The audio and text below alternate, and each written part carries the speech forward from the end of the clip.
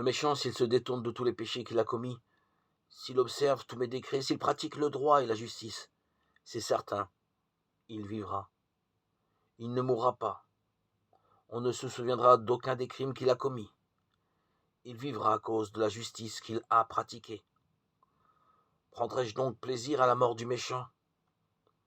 Oracle du Seigneur, Dieu, et non pas plutôt à ceux qui se détournent de sa conduite et qu'ils vivent. Ézéchiel, chapitre 18, 21-23.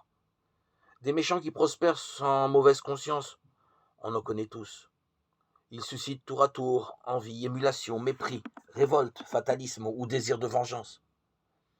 Pourtant, Dieu ne se résigne pas à la méchanceté du méchant. Il lui ouvre plutôt un chemin de vie, rien de moins qu'un changement complet qui se résume en un mot, la justice. Qu'est-ce que la justice qui fait vivre? Pour Ézéchiel, le juste est celui qui n'exploite personne, restitue ce qu'on lui a laissé, engage, ne commet pas de faute, de fraude, donne son pain à celui qui a faim, et couvre d'un vêtement celui qui est nu. L'homme qui ne prête pas intérêt, ne pratique pas l'usure, qui détourne sa main du mal, tranche équitablement entre deux adversaires. Chapitre 18, versets 7-8.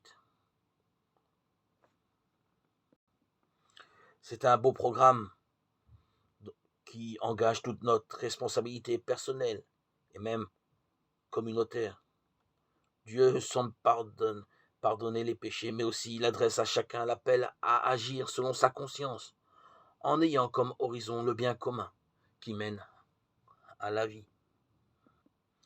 Pour notre manque de soucis, pour les personnes que nous ignorons trop souvent, Seigneur, prends pitié de nous.